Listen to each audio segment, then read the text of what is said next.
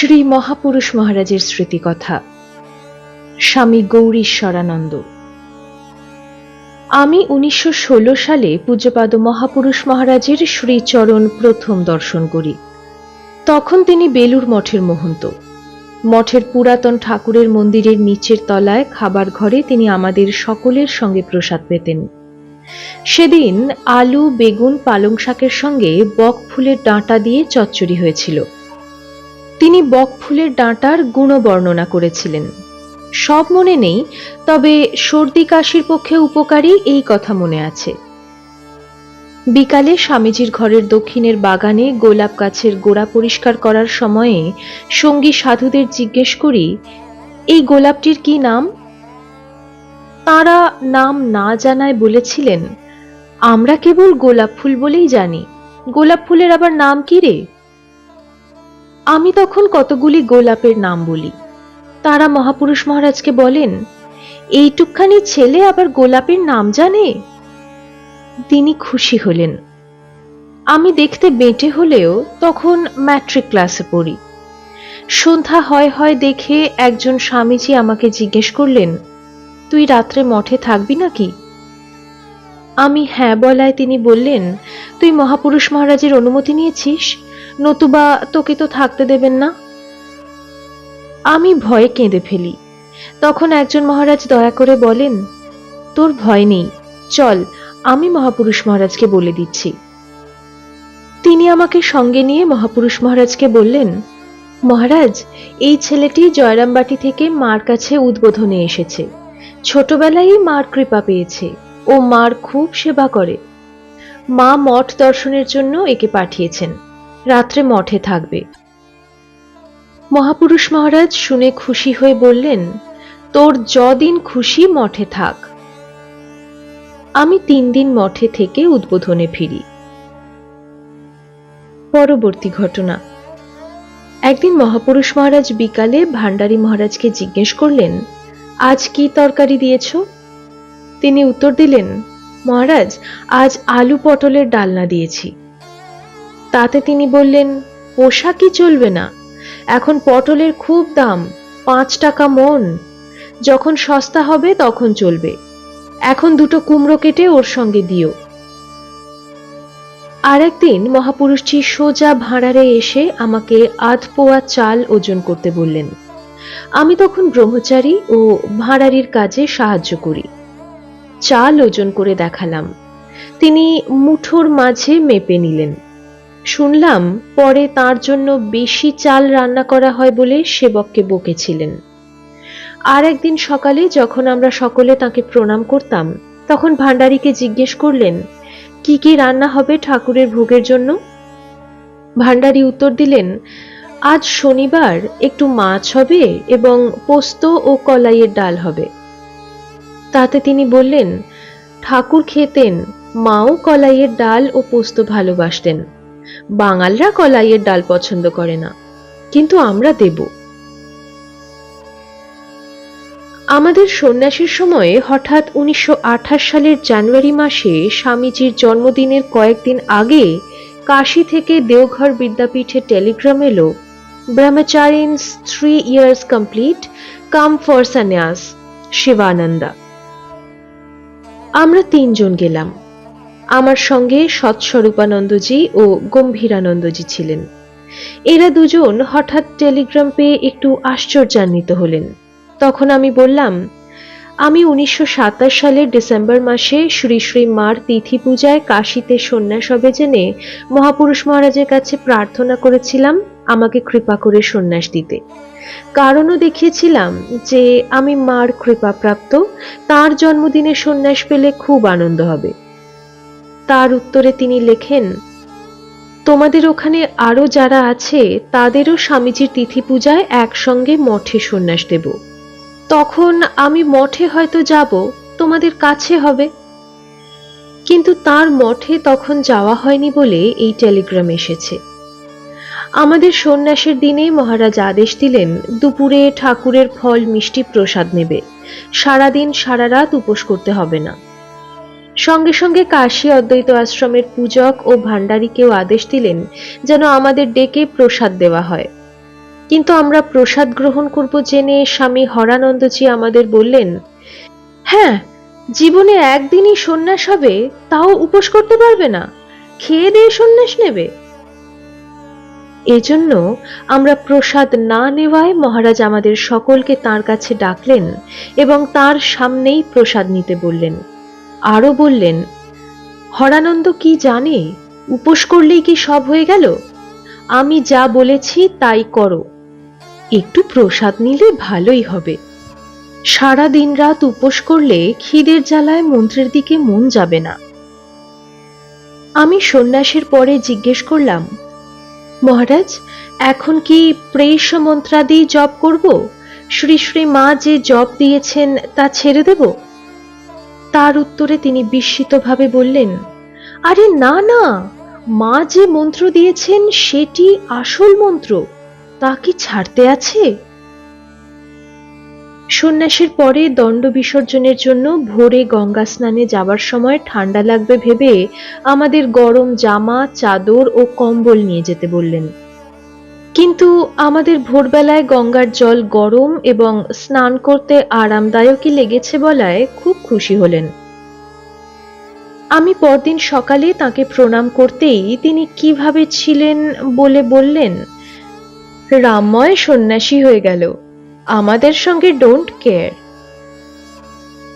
আমি তখন বললাম, মহারাজ, তা কি হয়? চিরদিন আপনার চরণের দাস হয়ে থাকব। তখন তিনি বললেন, না না, সন্ন্যাসী স্বাধীন।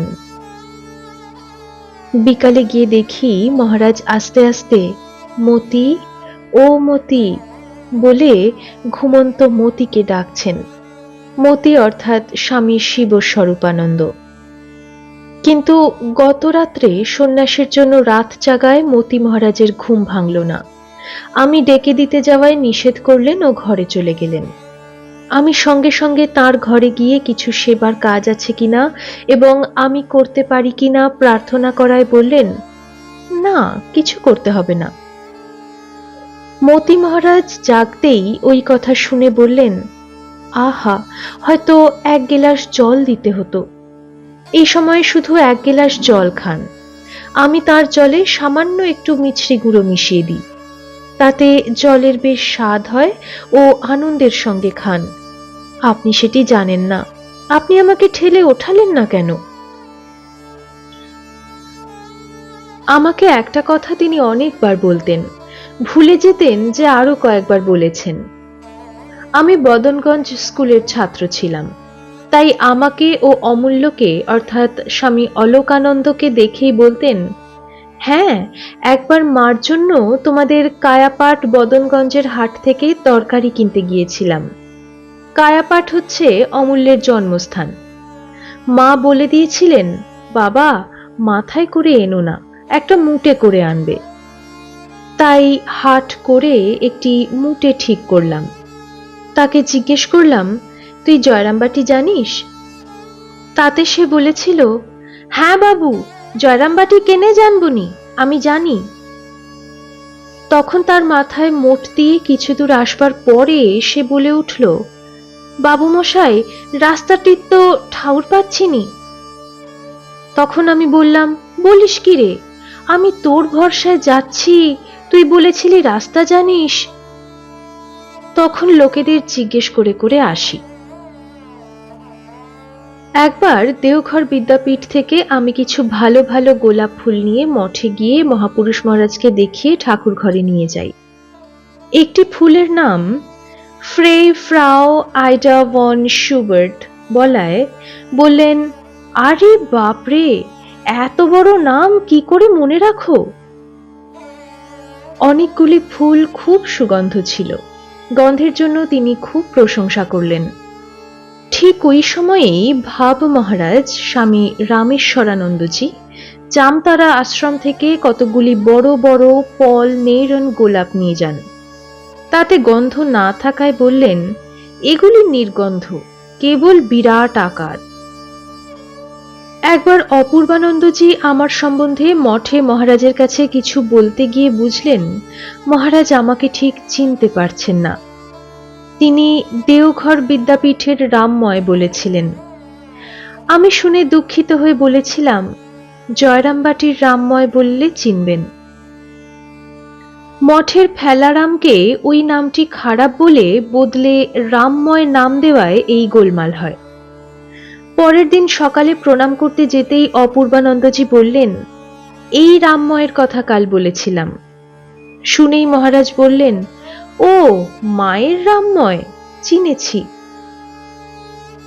মঠের দুর্গাপূজার পুঁথি আমি একবার খুব ধরে ধরে পরিষ্কার করে লিখেছিলাম। যেদিন লেখা শেষ হলো তার পরদিনই আমি দেওঘর বিদ্যাপীঠে ফিরে যাবার আগে সকালবেলা মহারাজকে প্রণাম করে পুঁথিটি হাতে দিলাম। তিনি একটু দেখেই খুব খুশি হয়ে বললেন, এ যে একেবারে ছাপার মতো লিখেছ, খুব কাজ করেছ বাবা। পরে শঙ্কর মহারাজকে ডেকে বললেন, রামময়ের হাত ভরে সন্দেশ দাও। তখনই শ্রী শ্রী ঠাকুরের প্রসাদী জুঁই ফুলের গোড়ে মালাটি মহারাজকে দিতে এলে মহারাজ স্বহস্তে আমার গলায় পরিয়ে দিলেন। আমি প্রণাম করায় মাথায় হাত দিয়ে আশীর্বাদ করলেন। এক সময়ে ডাক্তারদের পরামর্শে তিনি রোজ বিকালে স্টিমারের প্রথম শ্রেণীর মাসিক টিকিট করে গঙ্গার উপরে কিছুক্ষণ বেড়াতেন। আমি তখন ব্রহ্মচারী গোপাল চৈতন্য। আমার উপরে ভার ছিল একটি হ্যারিকেন লণ্ঠন রোজ পরিষ্কার করে ঠিক ওই সময়ে বেলুড় স্টিমার ঘাটে যথাসময়ে হাজির হয়ে মহারাজকে মঠে নিয়ে আসতে হবে। প্রথম দিনে তিনি আমাকে জিজ্ঞেস করলেন, জয়রামবাটির দিকে এই লণ্ঠন আছে? আমি আশ্চর্যান্বিত হয়ে বলেছিলাম, কি বলছেন মহারাজ, এসব এখন ঘরে ঘরে, এমনকি ডে লাইট প্রভৃতিও আছে। শুনে খুব খুশি হলেন। একবার সন্ধ্যারতির পর মঠে আমরা ধ্যান ঘরের সামনে বারান্দায় ধ্যান জপে বসেছি। এমন সময় জনৈক সাধু মহারাজকে একা উঠানের চেয়ারে বসে থাকতে দেখে প্রণাম করে বললেন, মহারাজ, এতদিন হয়ে গেল সাধু হয়েছি, কিন্তু কিছুই হলো না। মহারাজ গম্ভীরভাবে বললেন, তা যখন এতদিনেও কিছু হলো না তখন কি আর করবে, বাড়ি ফিরে যাও এবং ভাইদের মতো সংসার করোগে।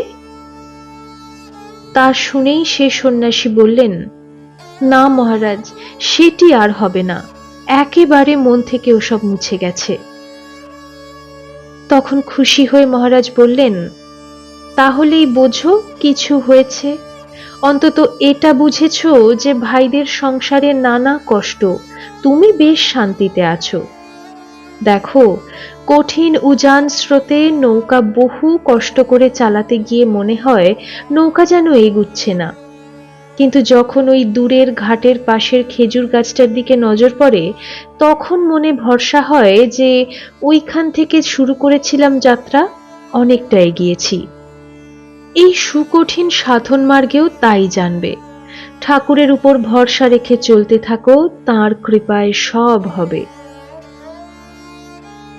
ঠাকুরের ভোগ ওঠার পর রাত্রে অভ্যাগতদের কক্ষে গান হতো। শঙ্কর মহারাজ গান গাইছেন। মহাপুরুষজি উপর থেকে বললেন, দেখো তো, ক্ষিতীন্দ্র বোধহয় বই দেখে গান গাইছে, তাই গানের দিকে মন নেই, ওকে বারণ করো, যে গান মুখস্থ আছে গাইতে বলো।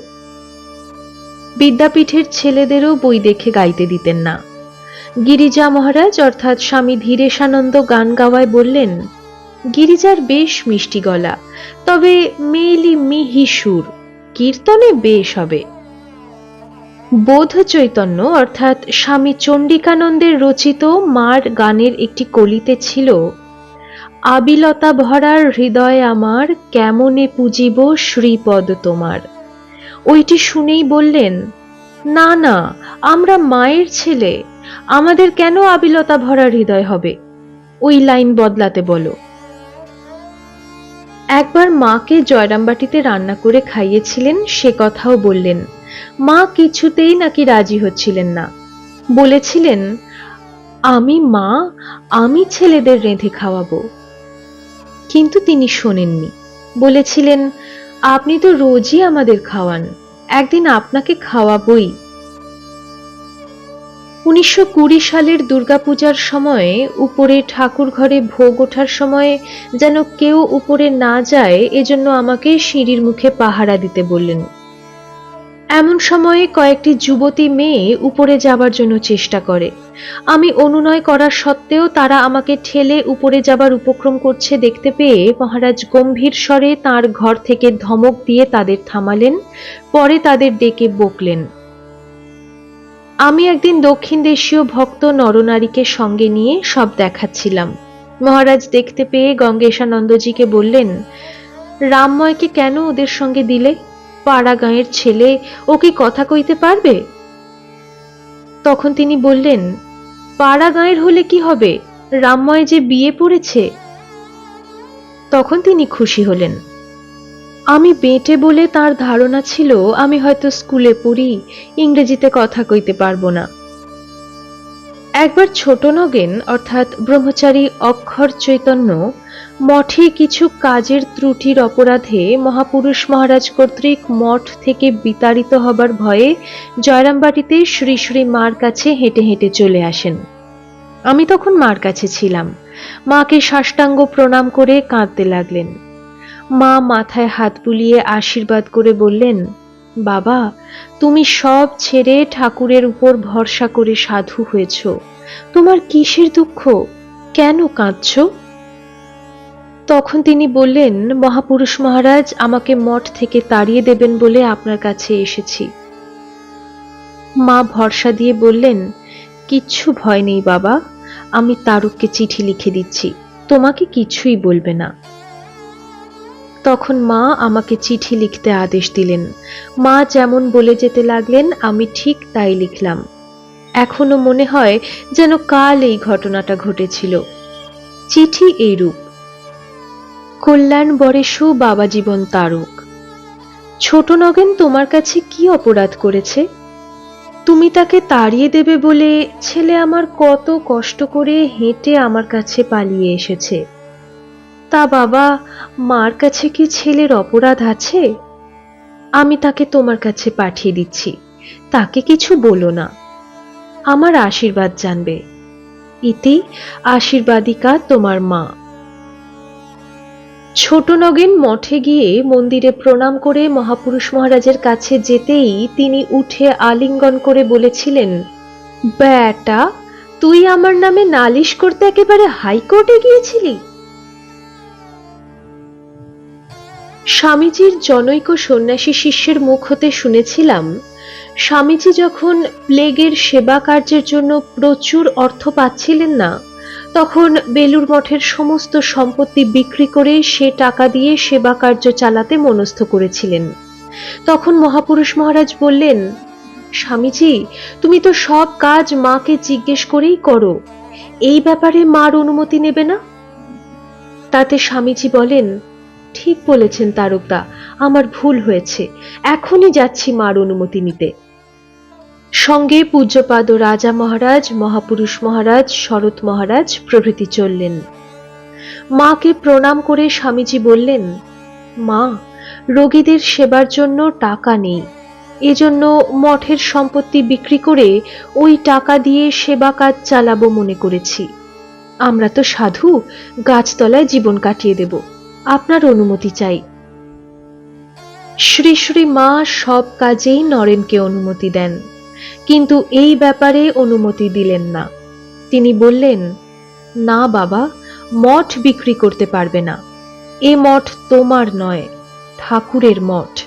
তোমরা শক্তিমান ছেলে গাছতলায় জীবন কাটাতে পারো, কিন্তু পরে আমার যেসব ছেলেরা আসবে তারা গাছতলায় জীবন কাটাতে পারবে না, তাদের জন্য এই মঠ। স্বামীজি মার আদেশ শিরোধার্য করে মঠ বিক্রি করলেন না।